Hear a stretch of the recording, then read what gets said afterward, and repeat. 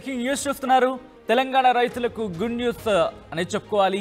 ఇవాల్టి నుంచి అకౌంట్లోకి రైతు బంధు డబ్బులు జమ కాబోతున్నాయి. ఇప్పటివరకు 40% మంది రైతులకు రైతు బంధు సాయం అందిందని చెప్పి మంత్రి తుమ్మల నాగేశ్వరరావు చెప్పుకొచ్చారు. 27 లక్షల మంది రైతుల ఖాతాల్లో రైతు బంధు జమ చేసినట్టుగా చెప్పారు.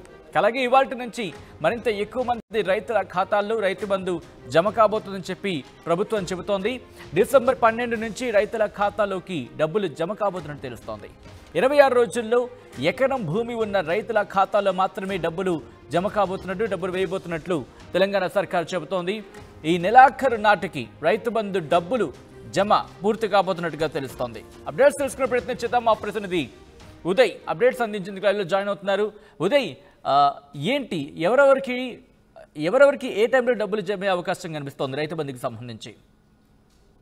సచిన్, తెలంగాణలో పెట్టుబడి సాయం కింద రైతులకు అందించే పెట్టుబడి సాయంపై అటు రాష్ట్ర ప్రభుత్వం కీలకమైనటువంటి నిర్ణయం తీసుకుంది. గత నెల డిసెంబర్ 12 నుంచే రైతు బంధు నిధుల జమ అయితే ఖాతాల్లో జమ అవుతున్న పరిస్థితి కనిపిస్తుంది. కానీ కేవలం సన్నకారు రైతులకు మాత్రమే ప్రభుత్వం రైతు బంధు నిధులను విడుదల చేసింది. అయితే గత కొంతకాలంగా కూడా రైతాంగం పెద్ద ఎత్తున ఆందోళన వ్యక్తం చేస్తూ వస్తుంది.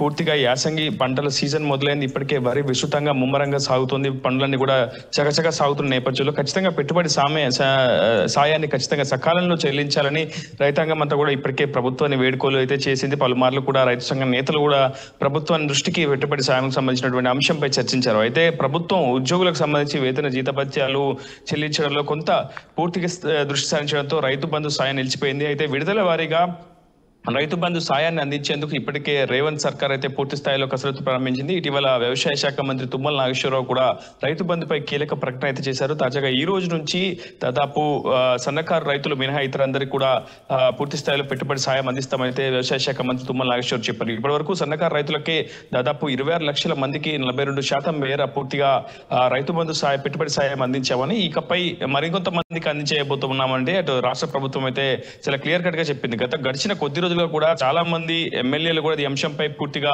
క్లారిటీ ఇవ్వలేకపోయారు. ఎక్కడికక్కడ రైతాంగం కూడా పెట్టుబడి సాయంపై ఒక క్లారిటీ అడిగే ప్రయత్నం చేసినా అటు ఎమ్మెల్యేలు కూడా తప్పించుకునే ప్రయత్నం చేశారు. అయితే ప్రభుత్వం మాత్రం చాలా క్లియర్ గా ఒకవైపు ప్రభుత్వం చాలా ఇబ్బందికరమైన పరిస్థితుల్లో ఉన్నప్పటికీ ఖచ్చితంగా పెట్టుబడి సాయం అనేది తాము ప్రతిష్టాత్మకంగా తీసుకున్నారు. అది రైతు సంక్షేమం, రైతు భరోసానే తమకు ప్రధాన ఎజెండా అంటూ ఈ రోజు రైతు బంధు నిధులకు సంబంధించి మరికొంతమంది రైతులకు విడతల వారీగా నిధులు మంజూరు చేసేందుకు ఇప్పటికే ప్రభుత్వం అయితే గ్రీన్ సిగ్నల్ ఇచ్చింది. ఇప్పటి వరకు 26 లక్షల మందికి రైతు బంధు సాయం అందించినట్లయితే ఇప్పుడు వ్యవసాయ శాఖ స్పెషల్ చీఫ్ సెక్రటరీ రామకృష్ణరావుతో పాటు రఘునందనరావు కూడా ఉన్నతాధికారులు తెలిపారు. నిన్న దీనికి సంబంధించి ఒక ఉన్నత స్థాయి సమీక్ష సమావేశం అయితే వ్యవసాయ శాఖ మంత్రి తుమ్మల నాగేశ్వరరావు నేతృత్వంలో నిర్వహించారు. ప్రస్తుతం ఈ రోజు నుంచి కూడా పెట్టుబడి సాయాన్ని మరింత ముమ్మరం చేస్తూ ప్రతి ఒక్క రైతుకు కూడా రైతు భరోసా, రైతు సంక్షేమ దిశగా అడుగులు వేస్తామని అయితే అటు రాష్ట్ర ప్రభుత్వ అధికార యంత్రాంగంతో పాటు మంత్రులు కూడా చెప్తున్న పరిస్థితి. అంటే 26 రోజుల్లో ఎకరం భూమి ఉన్న రైతుల ఖాతాల్లో మాత్రమే డబ్బులు వేయబోతున్నట్టుగా తెలుస్తోంది. అంటే ఎకరం భూమికి పైగా ఉన్న వాళ్ళ సంగతి ఏంటి?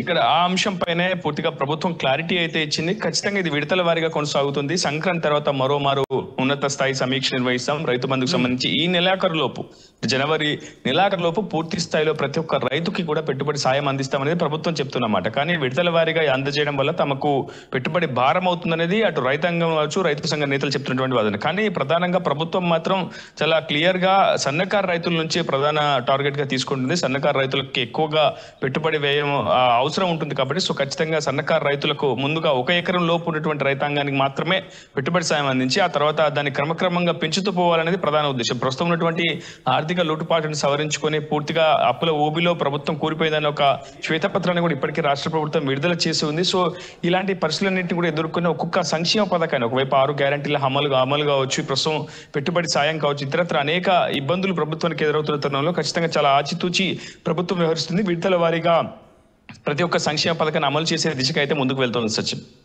అంటే మిగిలిన అంశాలకు సంబంధించి, ఎందుకంటే ఇటు ఐటీలో ఉండే వాళ్ళు కావచ్చు, లేకపోతే ఇన్ఫ్యాక్ట్ ఇన్కమ్ ట్యాక్స్ కట్టే వాళ్ళు కావచ్చు, ఇలా కొంతమందికి సంబంధించి ఆ బేరేజ్ వేసుకున్న తర్వాత పూర్తి స్థాయిలో రైతు బంధు ఇంప్లిమెంట్ చేసే అవకాశం ఉందని అనుకోవచ్చు. ఇక్కడ ప్రస్తుతం ఈ నెలకు సంబంధించి పెట్టుబడి సాయం మాత్రం చాలా క్లియర్ గా ప్రతి ఒక్కరికి గత ప్రభుత్వం ఏ విధంగా అందజేసిందో అదే విధంగా ప్రభుత్వ సాయం అందించే అవకాశం అయితే ఉంది. ఆ తర్వాత అంటే 6 గ్యారంటీల అమలు అప్లికేషన్ సంబంధించి ఫిల్టరేషన్ ప్రక్రియ అంతా పూర్తి కావాలి. దానికి సంబంధించి ఇప్పటికే డిజిటలైజేషన్ ప్రక్రియ ఇంకా కొనసాగుతుంది. పూర్తి స్థాయిలో దాదాపు 1 కోటి పైగా అప్లికేషన్స్ ఉన్నాయి పెండింగ్ లో. పూర్తిగా వాటన్నింటినీ కూడా 1 by 1 అటు అధికార యంత్రాంగం అంతా పూర్తిగా 6 గ్యారెంటీల అప్లికేషన్లను డిజిటలైజ్ చేసే ప్రక్రియలోనే పూర్తిగా నిమగ్నమైంది. సో మరికొంత సమయం అయితే పడుతుంది. ఈ రోజు కేబినెట్ భేటీలో కూడా దీనికి సంబంధించి ఒక క్లారిటీ వచ్చే అవకాశం ఉంది.